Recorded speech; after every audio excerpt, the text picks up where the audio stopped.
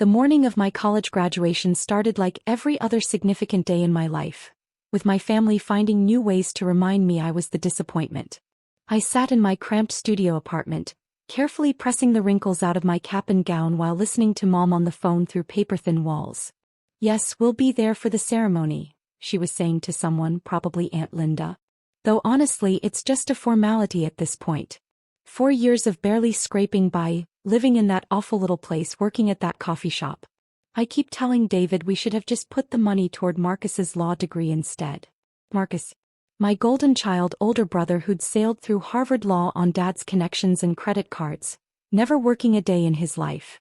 The same Marcus who was currently living in Mom and Dad's pool house at 28, finding himself between trust fund disbursements. I pulled my phone from the charger and saw the usual family group chat. Everyone discussing graduation plans without actually including me in the conversation. Dad had written, "Reserved parking for 2 p.m. ceremony. Marcus, bring the good camera. We'll make this quick and get dinner after." No one had asked if I wanted to go to dinner. No one had asked if I had other plans. For 4 years, they treated my education like an expensive hobby they were funding out of obligation, not investment. Every semester, Dad would sigh dramatically while writing the tuition check, muttering about throwing good money after bad. What they didn't know, what they'd never bothered to ask about, was that I'd been working 60-hour weeks at 3 different jobs to cover my living expenses. The coffee shop job they knew about because they'd seen me there once and spent 20 minutes lecturing me about wasting my degree.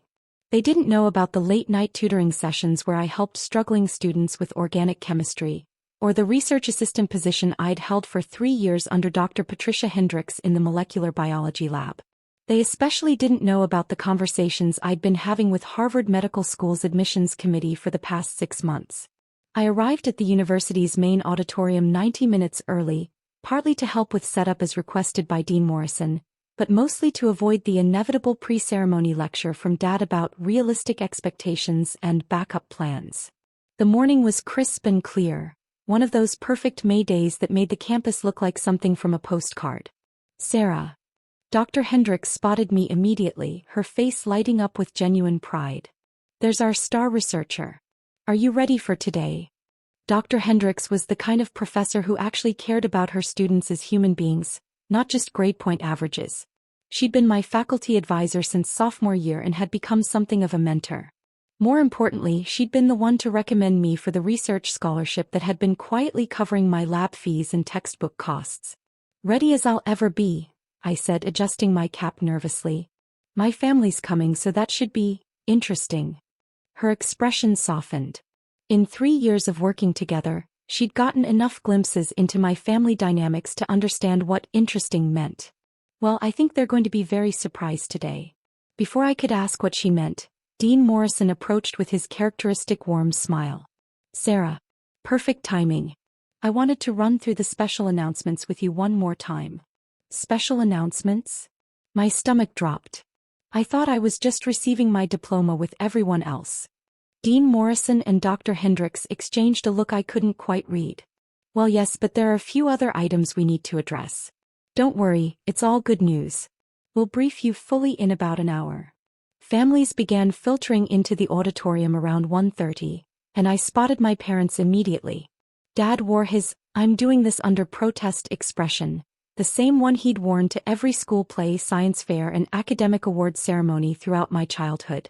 Mom had dressed appropriately for the occasion but kept checking her watch as if she had somewhere more important to be. Marcus arrived fashionably late, of course, wearing sunglasses indoors and carrying the good camera Dad had mentioned, though he spent more time taking selfies than actual family photos.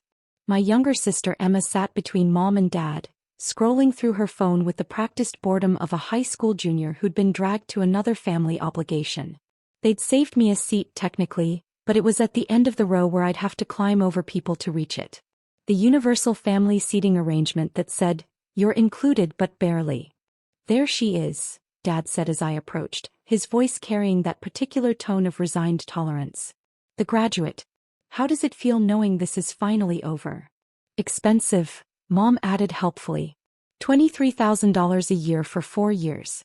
Plus living expenses, books, that computer you insisted you needed.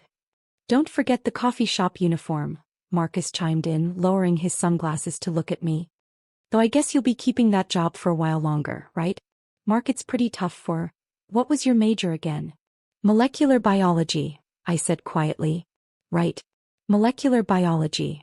He said it like I'd told him my major was underwater basket weaving. Very practical. Lots of opportunities there, I'm sure. Emma didn't look up from her phone. Can we just get this over with? I'm supposed to meet Jessica at the mall at 4. I took my seat and tried to focus on the positive. In 2 hours this would all be over. I'd have my diploma, I'd be officially done with undergraduate studies, and I could move forward with the next phase of my life. Whatever that looked like. The ceremony began promptly at 2 p.m. with the traditional processional. Students filed in by department and I walked with my fellow biology majors, most of whom had family members cheering enthusiastically from the audience. I could see my parents in their seats, Dad already looking like he was calculating how much longer this would take.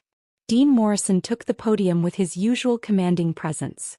He was the kind of academic leader who commanded respect without demanding it, soft-spoken but authoritative, with silver hair and wire-rimmed glasses that made him look like Central Casting's idea of a distinguished university dean. Welcome, families and friends, to our 156th commencement ceremony, he began. Today we celebrate not just the completion of academic requirements, but the beginning of new chapters in the lives of 847 remarkable young people. The opening remarks followed the standard template: acknowledgments of faculty, recognition of families, reminders about cell phone courtesy. I half-listened while scanning the audience, noting which families had brought elaborate flower arrangements and professional photographers. The Hendersons in the third row had what appeared to be a small film crew documenting their daughter's graduation. My family sat in their assigned seats like they were enduring a mandatory corporate training session. Before we begin conferring degrees, Dean Morrison continued, I'd like to take a moment to recognize some exceptional achievements within this graduating class. Each year, a small number of students distinguish themselves not just through academic excellence, but through research contributions that advance our understanding of their chosen fields. I felt a flutter of nervousness. Several of my classmates had done impressive research projects. Jennifer Martinez had published a paper on sustainable agriculture. Robert Kim had developed a new statistical model for predicting climate patterns.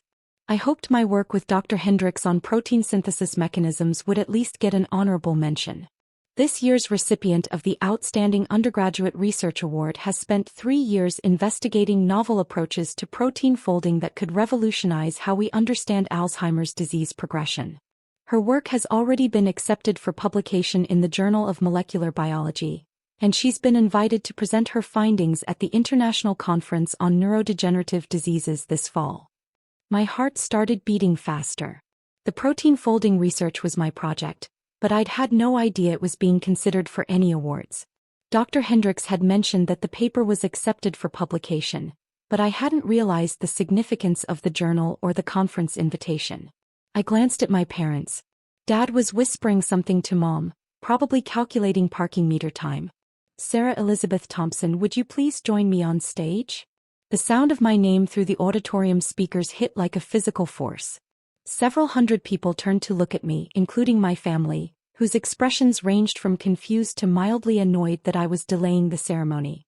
I walked to the stage on unsteady legs, accepting the Crystal Award from Dean Morrison while camera flashes went off around the auditorium. This was surreal. In 4 years of college, my family had never seen me receive any kind of recognition. Most of my academic achievements had been announced through emails or department newsletters they'd never bothered to read. Furthermore, Dean Morrison continued, his voice carrying clearly through the auditorium sound system, Ms. Thompson's research excellence has earned her a full scholarship to Harvard Medical School, where she'll be joining their MD-PhD program this fall. The scholarship covers full tuition, living expenses, and research funding for the next 8 years. The auditorium erupted in applause. I stood on the stage holding my award, trying to process what had just happened. Harvard Medical School. Full scholarship. 8 years of funding. This was everything I'd dreamed about but had been too afraid to hope for. I looked out at the audience and found my family. Dad's mouth was hanging open. Mom had gone completely pale. Marcus had actually removed his sunglasses, staring at me like I'd suddenly sprouted wings. Even Emma had looked up from her phone. The scholarship committee was particularly impressed, Dean Morrison continued, by Miss Thompson's ability to maintain a 4.0 GPA while working multiple jobs to support herself. They noted that her dedication to both academic excellence and financial independence demonstrates the kind of character they seek in future physician researchers. Working multiple jobs. Financial independence. I watched my parents' faces as the implications hit them. They'd spent 4 years complaining about the cost of my education, never realizing that I'd been covering most of my actual expenses myself. The tuition they'd grudgingly paid was only part of the story. Miss Thompson will begin her studies at Harvard this fall, where she'll be working with Dr. Amanda Foster, one of the world's leading researchers in neurodegenerative diseases. We expect great things from this exceptional young woman. I somehow made it back to my seat through continued applause, still clutching the Crystal Award. My roommates, fellow biology majors who'd become friends over late-night study sessions, were beaming at me with genuine excitement. "Sarah, that's incredible," whispered Jessica, who'd been my lab partner for 2 years. "Harvard Medical School. We had no idea you were even applying." That was intentional. I'd kept my medical school applications private because I couldn't bear the thought of my family's reaction if I'd been rejected. Better to apply quietly and deal with disappointment alone than to give them another opportunity to lecture me about unrealistic expectations. The rest of the degree conferral proceeded normally, but I barely heard any of it. My mind was spinning with the reality of what had just happened. Harvard Medical School. Full funding. MD-PhD program. I was going to be a doctor and a researcher.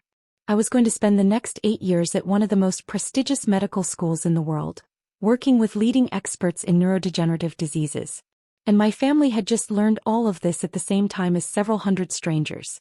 When the ceremony concluded and families began gathering on the lawn for photos, I wasn't sure what to expect. I'd been so focused on just getting through graduation that I hadn't really thought about the aftermath. How do you navigate family dinner when your parents have just discovered that their disappointment daughter is actually heading to Harvard? Dad reached me first, his expression unreadable. "Harvard Medical School," he said slowly, like he was testing the words. "Full scholarship." "Yes," I said simply. "When were you planning to mention this?" Mom had appeared beside him, her voice tight with what I couldn't tell was anger or embarrassment or confusion. "I wanted to wait until I was certain," I said. "Medical school acceptance is incredibly competitive. I didn't want to get anyone's hopes up." "Get our hopes up?" Marcus had joined the conversation and he looked genuinely shaken. "Sarah, this is Harvard Medical School. This is huge. This is bigger than huge." For the first time in my adult life, my brother was looking at me with something approaching respect. It was disorienting. "The dean said you've been working multiple jobs," Mom said quietly. "Why didn't you tell us you needed more money? We could have helped with living expenses." This was delicate territory. How do you explain to your parents that you'd been supporting yourself because you were tired of every dollar coming with a lecture about gratitude and responsibility? How do you tell them that you'd chosen financial independence over family assistance because the assistance always came with strings attached? "I wanted to prove I could do it myself," I said, which was true if incomplete. "But honey," Mom continued, and her voice had taken on a tone I rarely heard directed at me, something almost approaching maternal pride, "you didn't have to prove anything. We're your parents. We want to support your dreams." I looked at her carefully. This was the same woman who'd spent 4 years asking when I was going to get serious about my future. The same woman who'd suggested I consider community college to save money on this experiment. The same woman who'd introduced me to neighbors as our daughter who's studying something with science. "I appreciate that," I said diplomatically. But it worked out for the best. The scholarship committee specifically mentioned financial independence as a factor in their decision. Dr. Hendricks appeared at my elbow, saving me from the increasingly awkward family dynamics. "Sarah, there are some people from Harvard who'd like to meet you. Do you have a few minutes?" "Of course," I said gratefully. "Harvard people?" Dad's voice had taken on a different quality, the tone he used when talking to Marcus's law school professors or anyone else he considered important. "What kind of Harvard people?" "Dr. Amanda Foster flew in from Boston specifically for today's ceremony," Dr. Hendricks explained. "She's the researcher Sarah will be working with." She wanted to meet Sarah and discuss some preliminary research ideas. Dr. Foster came here? Today. Mom was now looking at me like I'd somehow transformed into a different person. From Harvard. The medical school takes their scholarship recipients very seriously, Dr. Hendricks said. Especially someone with Sarah's research potential. Her protein folding work has implications far beyond what most undergraduates achieve. I could see the calculations happening in my parents' heads. Harvard professor. Flying in specifically to meet their daughter. Research potential. This was the kind of academic recognition they understood and valued. The kind they'd seen directed at Marcus but never at me. We'd love to meet Dr. Foster, Dad said quickly. Wouldn't we, honey? We'd love to hear more about Sarah's research opportunities. 20 minutes later, I found myself in the surreal position of watching my parents hang on every word of Dr. Amanda Foster, a woman who'd traveled from Boston to discuss my research future. Dr. Foster was everything I'd imagined, brilliant, accomplished, and genuinely excited about the work we'd be doing together. Sarah's undergraduate research is remarkably sophisticated, Dr. Foster was explaining to my captivated family. Most students at her level are still learning basic laboratory techniques. Sarah has identified novel protein interactions that could lead to early intervention strategies for Alzheimer's patients. Early intervention, Dad repeated like he was taking mental notes. That sounds very important. It could change how we approach neurodegenerative diseases, Dr. Foster confirmed. Sarah's work has the potential to help millions of people. That's why Harvard was so eager to secure her for our program. Marcus, who'd been unusually quiet, finally spoke up. What kind of timeline are we talking about? For the research, I mean. The MD-PhD program is 8 years, Dr. Foster explained. 4 years of medical school coursework, then 3 to 4 years focused on research and dissertation. By the time Sarah graduates, she'll be both a practicing physician and a research scientist. She'll have her choice of positions at any major medical center or research institution in the world. Any major medical center, Mom repeated softly. In the world. The conversation continued for another 20 minutes, with Dr. Foster outlining research opportunities, potential collaborations with other institutions, and the kind of career trajectory I could expect. My family listened with the kind of attention they usually reserved for Marcus's law school stories or Dad's business meetings. When Dr. Foster finally excused herself to catch her flight back to Boston, promising to stay in touch over the summer, my family and I were left standing on the lawn in awkward silence. So, Emma said finally, I guess you're really smart? It would have been funny if it wasn't so representative of how little my family actually knew about my academic life. Emma was 17. She'd lived in the same house with me for most of her life, but she'd apparently never noticed that I'd graduated valedictorian from high school, earned a full scholarship to college, or spent the last 4 years maintaining perfect grades while working multiple jobs. I've always been really smart, I said gently. You just never asked. That hit harder than I'd intended. The silence stretched uncomfortably until Marcus cleared his throat. Look, Sarah, he said, and his voice had lost its usual condescending edge. I think we owe you an apology. A big one. We haven't been paying attention. To what you were accomplishing, I mean. You've been working multiple jobs, Mom said, and she sounded almost stricken. While maintaining perfect grades. While doing research that impressed Harvard Medical School. And we've been treating you like. She didn't finish the sentence, but she didn't need to. We all knew how they'd been treating me. Like the family disappointment, I finished quietly. Dad winced. Sarah, honey, that's not. We never thought you were a disappointment. I looked at him steadily. Dad, 3 hours ago you whispered to Mom that you were finally done wasting money on this failure. The color drained from his face. He'd forgotten I was sitting close enough to hear him, or maybe he just hadn't cared at the time. I didn't mean, that was just. I was frustrated about the expense, not about you personally. You told Aunt Linda that the money would have been better spent on Marcus's law degree, I continued. You've introduced me to your colleagues as our daughter who's studying something with science. You gave Marcus a new BMW for graduating high school, but when I graduated valedictorian, you took us to Applebee's. Each example hit like a physical blow. I wasn't trying to be cruel, But 4 years of accumulated dismissal and condescension had to be addressed if we were going to have any kind of honest relationship moving forward. I think, Mom said carefully, that we've made some serious mistakes in how we've supported you. Or failed to support you. The question now, I said, is what happens next? It was a fair question. In 3 months, I'd be moving to Boston to begin medical school. 8 years of education stretched ahead of me, followed by residency, fellowship, and hopefully a career in academic medicine. I was about to embark on a path that would likely keep me busy and geographically distant for the next decade. Did I want my family to be part of that journey? Did they want to be part of it? And if so, how did we rebuild a relationship that had been based on their fundamental misunderstanding of who I was and what I was capable of? We'd like to be better, Dad said finally. We'd like to understand what you're doing and support it properly. If you'll give us the chance. We're proud of you, Mom added, and her voice caught slightly. We should have been proud of you all along, but we're proud of you now. Harvard Medical School, Sarah. Our daughter is going to Harvard Medical School. That sounds wonderful, Dad said, though I could tell he was still processing the fact that his failure daughter had been personally recruited by Harvard Medical School. The position pays $48,000 for 3 months, I continued. Plus research publication bonuses. Dr. Hendricks thinks we'll have 2 more papers accepted before I leave for Boston. $48,000 for a summer research position. That was more than Marcus had made in his entire first year out of law school, back when he was actually practicing law instead of finding himself in the pool house. 48,000, Emma repeated. For 3 months. Research scientists are well compensated, I said. Especially when their work has commercial applications. The protein folding research has already attracted interest from 3 pharmaceutical companies.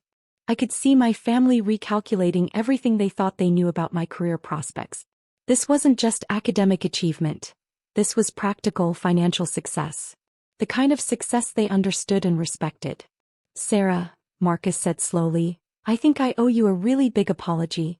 Like a really, really big apology. We all do, Mom said firmly. Starting with dinner tonight. A proper celebration dinner. Wherever you want to go. And dessert, Emma added. Really good dessert. Like expensive dessert. I looked at my family, my flawed, dismissive, occasionally impossible family, and felt something I hadn't experienced in years. Hope. Not for perfection but for better. For the possibility that they could learn to see me as I actually was, rather than as their preconceived notion of what I should be. I'd like that, I said. But can we go somewhere that doesn't have a kids' menu? I'm 22 and heading to Harvard Medical School. I think I've earned the right to eat somewhere with cloth napkins. Dad laughed. Actually laughed, not the polite chuckle he usually offered when I attempted humor. Cloth napkins it is. The fanciest restaurant in town. Our future doctor deserves the best. Future doctor. Our future doctor. It was the first time I'd heard genuine pride in his voice when he talked about my future, and it meant more than I'd expected. As we walked toward the parking lot, Dr. Hendricks caught up with us one more time. Sarah, I forgot to mention, Harvard called this morning. Dr. Foster wanted me to tell you that they've arranged housing in graduate student apartments near the medical school. Fully furnished, utilities included. You won't need to worry about finding a place or dealing with security deposits. That's incredibly generous, Mom said, and I could tell she was starting to understand the level of investment Harvard was making in my education. They also mentioned, Dr. Hendricks continued with a slight smile, that the scholarship includes an annual stipend for conference travel and research expenses. $25,000 per year, on top of tuition and living expenses. $25,000 per year for research expenses. I was beginning to understand that this wasn't just a scholarship. This was Harvard Medical School investing in my potential as a future leader in medical research. My family was beginning to understand it too. As we reached Dad's car, he turned to me with an expression I'd never seen before. Something between amazement and remorse. Sarah, I need you to know something. When I said I was done wasting money on this failure, I wasn't talking about you personally. I was talking about, well, I thought I was talking about a degree that wouldn't lead anywhere practical. I know, Dad. But that's not an excuse, he continued. I should have asked more questions. I should have taken more interest in what you were actually studying and achieving. I should have been a better father. You can be a better father starting now, I said. If you want to be. I do want to be, he said quietly. We all do. The drive home was different from any family car ride I could remember. Instead of Marcus dominating the conversation with stories about his latest internship or networking event, everyone wanted to hear about my research, my plans for medical school, and my long-term career goals. For the first time in years, I was the center of positive family attention. Not because I'd caused a problem or needed correction, but because they were genuinely interested in my life and proud of my achievements. It would take time to rebuild trust and establish new patterns of interaction. 4 years of dismissal and condescension wouldn't disappear overnight. But as we pulled into the driveway of my childhood home, I felt something I hadn't felt in years. The possibility that my family might actually become people I wanted to spend time with. That evening, over dinner at the nicest restaurant in town, complete with cloth napkins as promised, Dad raised his glass for a toast. To Dr. Sarah Thompson, he said, his voice carrying genuine pride and affection. Our daughter, the Harvard Medical School scholar, the published researcher, and the future leader in medical science.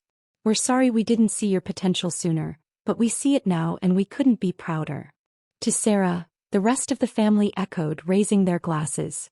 As I sat there, surrounded by family members who were finally seeing me clearly for the first time, I realized that sometimes the best graduation gift isn't something you receive. It's something you give yourself. The gift of proving once and for all exactly who you are and what you're capable of achieving. Harvard Medical School was just the beginning.